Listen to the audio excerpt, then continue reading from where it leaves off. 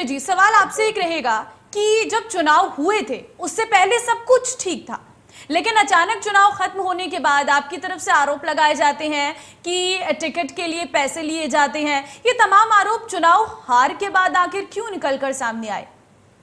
देखिए, जब हम गठबंधन में गए थे तो हमारी कुछ मूलभूत शर्तें थी, वो शर्तें मान ली गई थी और उन्हीं को लेके हम गठबंधन में शामिल हुए थे। उसके बाद चुनाव में जब गए तो दलित, पिछड़ा, आदिवासी, अल्पसंख्यक को इन्होंने टिकट नहीं दिया। हमारे नेताजी बार बार कहते रहे कि पूर्वांचल में, पश्चिमांचल में, बुंदेलखंड में आप टिकट दीजिए। जहां जहां पे लोग, जनता है जो वोट डालने वाली है वो उस समाज से आती है, आदिवासी, दलित, पिछड़े, वंचित समाज से, शोषित समाज से, तो आप उनको टिकट दीजिए।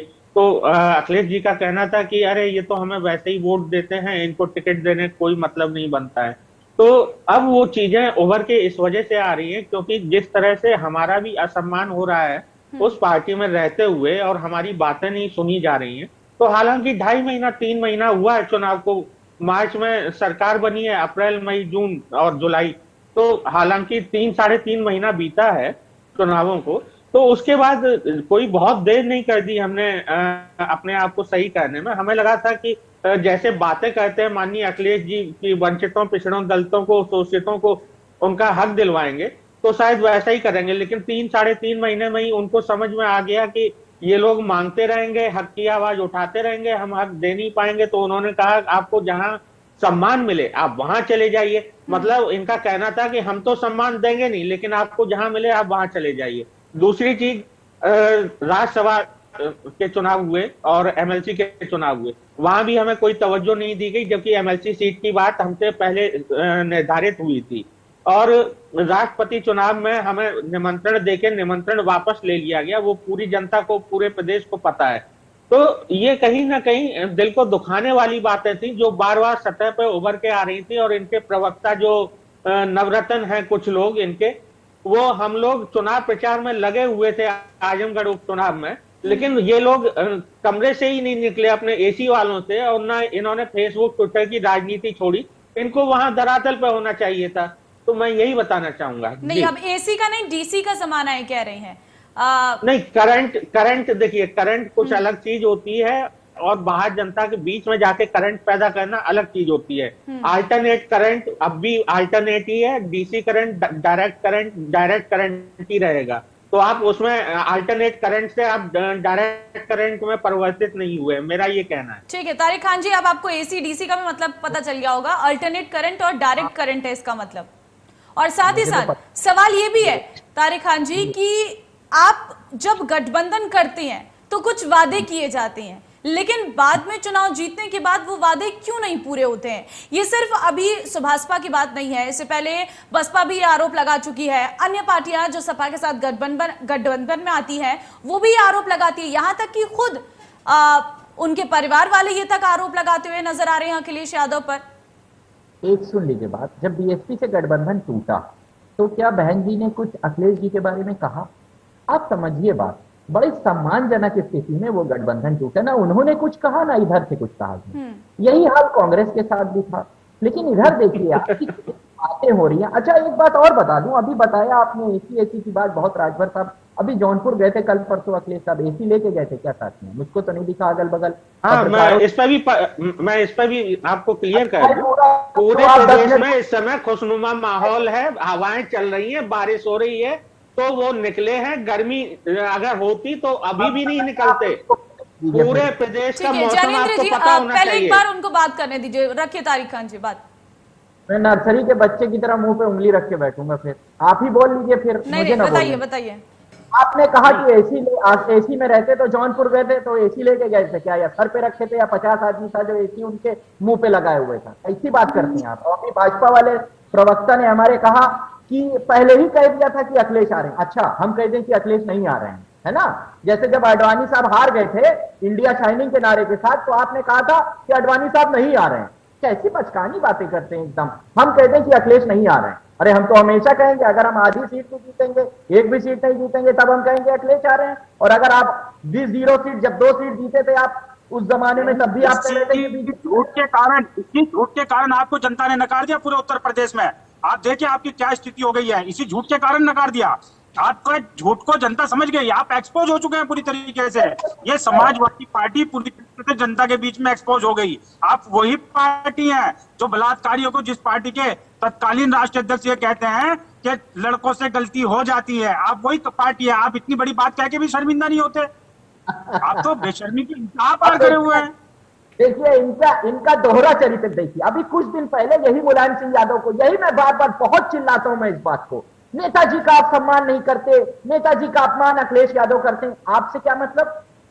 आप तो नेताजी के ऊपर 2500 आरोप लगाते हैं और उसके बाद आप ही लोग सुभाषपा और शिवपाल साहब से ये बातें कहलाते हैं कि नेताजी का सम्मान नहीं है। यही बात मैं कहना चाहता हूं, यही आरोप है आपके नेताजी के ऊपर, यही आरोप है। लेकिन तारिक खान जी, आप इतने कॉन्फिडेंस के साथ कैसे कह रही हैं कि सुभाषपा को और शिवपाल यादव को अब बीजेपी ये कहती है और वो उस बयानों को बोलते हैं? ये तो कोई बात ही नहीं। वो अपनी परेशानी बता तो रहे हैं आपके सामने। जैनेंद्र जी ने कहा हमें इज्जत नहीं मिली, हमें सम्मान नहीं मिला, इसलिए हम पार्टी से चले गए हैं। मैम, इज्जत और सम्मान ठीक हाँ। है, लेकिन मैं आपकी बात भी मान लेता हूं, इज्जत और सम्मान नहीं मिला, लेकिन आपकी कही हुई बातें, आपका हृदय परिवर्तन कैसे होता है? अखिलेश साहब ने शिवपाल साहब के सामने एक और बात कही है, कहा है कि जेपी साहब की विचारधारा आगे बढ़ेगी जब आप अपनी पार्टी के लिए काम करेंगे। उनका कहने का मतलब यह था कि जो अपना संगठन है आप उसको बढ़ाइए, हमसे लड़िए, बिल्कुल लड़िए। वो वक्त आप भूल गए जब अब जेपी साहब नेहरू साहब के खिलाफ चुनाव लड़ते थे और शाम में बैठ के एक साथ दोनों लोग चाय पीते थे। तो मैं ये कह रहा हूं कि आप लड़िए, मेरे खिलाफ लड़िए चुनाव, क्या दिक्कत है, मगर अपने संगठन को मजबूत करिए, ना कि आप बीजेपी को मजबूत करिए जो विचारधारा आपको नहीं सिखाई गई थी। उनका कहने का मतलब ये है। और आप जो भाषा बोल रहे हैं वो भाषा प्रायोजित है, ये पूरी जो जनता है वो समझ रही है आपको। जो जनता ने जिस लिए आपको वोट दिया था वो समझ रही है कि आपकी भाषा कितनी तेजी से बदली है। वापस भी जाना है आपको, उन्हीं से वोट लेना है। मैं बार बार ये बात कहता हूं, और आप वापस जब जाएंगे तो आपको जरूर जवाब मिलेगा कि आपको जो वोट दिए गए थे उसी वोट को मैंडेट कहते हैं। वो अगेंस्ट द बीजेपी थे, बीजेपी के विपरीत दिशा में थे, बीजेपी को गिराने। रिजवान जी, जो बीजेपी को खुश करेगा उसको सुरक्षा मिलेगी, विपक्षियों के मुंह में जो बात है वो बीजेपी की बात है, ये तारिक खान जी कहते हुए नजर आ रहे हैं। सपा की तरफ से कहा जा रहा है, अखिलेश यादव भी कल ये कहते हुए नजर आए, जो खुश करेगा बीजेपी को उसको सुरक्षा मिलेगी। हो सकता है इनका ये मानना हो, लेकिन पूर्व में ये बात साबित होती रही है कि समाजवादी पार्टी एक गुंडों की पार्टी है। तो सुरक्षा देने का काम वैसे भी सरकारों का नहीं है, ना नेता सुरक्षा देते किसी को, ना सरकार देती है। जीवन भय का आंकलन इंटेलिजेंस ब्यूरो करता है, एलआईयू करती है, पुलिस समीक्षा करती है और पुलिस निर्धारित करती है किसको कितना जीवन भय है और कब उसे कितनी सुरक्षा दी जाएगी। तो इसमें कोई भी पॉलिटिकल इन्फ्लुएंस होता ही नहीं है और ना ही किसी राजनीतिक पार्टी और ना कोई किसी नेता का कोई रोल होता है। ये भूमिका ये बिल्कुल बिल्कुल गलत है। अगर उन्हें जीवन भय है, क्योंकि सपा गुंडों की पार्टी रही है, हो सकता है उन्हें जीवन भय हो गया हो, तो अगर आंकलन में रिपोर्ट में जीवन भय आएगा, आज उन्हें वाई कैटेगरी मिली है, कल Z+ भी मिल सकती है। क्योंकि एक भी नागरिक की सुरक्षा करना आदरणीय योगी आदित्यनाथ के नेतृत्व वाली और मोदी जी के नेतृत्व वाली सरकार का ये परम ध्येय है। भारत के संविधान की शपथ लेके हम लोग आगे बढ़े हैं, तो भारत के संविधान के अनुरूप ही हमें शपथ लेके जाना है आगे। और भारत का संविधान ये कहता है कि किसी का भी जीवन वो बहुमूल्यवान है और बहुमूल्यवान जीवन की रक्षा करना सरकारों का दायित्व बनता है। वही योगी आदित्यनाथ कर रहे हैं, वही नरेंद्र मोदी जी कर रहे हैं। और मेरा फिर से ये कहना है, यदि किसी को भी जीवन भय हो, इन्हें भी, अगर तारिक भाई को भी लगे, ये भी अपना जीवन भय का आंकलन करवाएं, इंटेलिजेंस ब्यूरो करेगा, आपको भी सुरक्षा दे दी जाएगी। जिसे डर लगे वो आए, हम हर एक नागरिक को सुरक्षा देने का काम करेंगे। सवाल नहीं उठाया है, मेरा कोई भी सवाल सिक्योरिटी पे नहीं है। आप बिल्कुल दीजिए सिक्योरिटी। इरफान सोलंकी साहब पे हमला हुआ, कब देगी सिक्योरिटी सरकार? आकलन कहां पहुंचा ये भी बता दीजिए। अभी गाड़ी पे उनके इरफान सोलंकी साहब ने कितनी बार आवेदन किया, कब आपने अभी तक आवेदन क्या नहीं किया? पहले तो आप अपने बारे में सोच लीजिए, आप भी आवेदन कर दीजिए। अरे नहीं, चलिए ठीक है, मेरा अंतिम सवाल जैनेंद्र जी से होगा। जैनेंद्र जी, अब जब सपा की तरफ से ये तो क्लियर स्टैंड कर दिया गया है कि आपको जहां सम्मान मिल रहा है आप वहां चलिए जाइए, अगला कदम क्या रहने वाला है? देखिए, अभी हम संगठन को मजबूत बनाने में लगे हुए हैं। हमारे नेताजी दिन में 4-4, 5-5 रैलियां कर रहे हैं, बाकी पदाधिकारी भी 4-4, 5-5 रैलियां कर रहे हैं, गांव-गांव जा रहे हैं।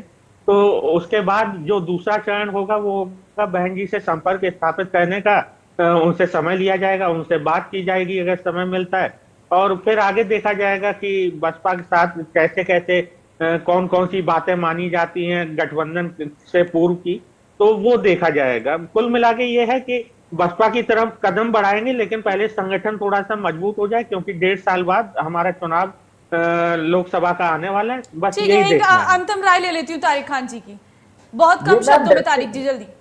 डरते हैं क्योंकि बीएसपी ने साफ कह दिया है कि आप अवसरवादी हैं। क्यों नहीं खुल के कह रहे हैं कि हम बीजेपी के साथ जाएंगे? वही 6 विधायकों का जो 5-6 लाख वोट है इनको रोक रहा है कहने से। हिम्मत लाइए, कहिए जा रहे हैं बीजेपी के साथ, करते हैं योगी जी की तारीफ, जिसको जो करना है कर ले। बड़ा आप दिखाते हैं अपना सेकुलर चेहरा, जा रहे हैं बीजेपी के साथ, बताइए ना, कहिए ना यहीं पर। चलिए ठीक है, वो बीजेपी के जाएंगे या नहीं जाएंगे वो उनकी अपनी राय है तारिक खान जी, वो खुद देख लेंगे कि उन्हें कहाँ जा रहे हैं कहाँ नहीं जा रहे हैं। फिलहाल आप तीनों का बहुत धन्यवाद इस वक्त हमारे साथ जुड़ने के लिए और चर्चा में शामिल होने के लिए। तो अपने आप में अखिलेश यादव के बयान और उसके बाद आई प्रतिक्रियाओं को लेकर अलग अलग बयानबाजियां इस वक्त शुरू हो चुकी है और एक बार फिर से उत्तर प्रदेश की सियासत में लगातार जो बयानबाजियों का दौर है वो शुरू हो चुका है। फिलहाल इस खास कार्यक्रम में बस इतना ही। बाकी अन्य खबरों के लिए आप बने रहिए हमारे साथ। नमस्कार।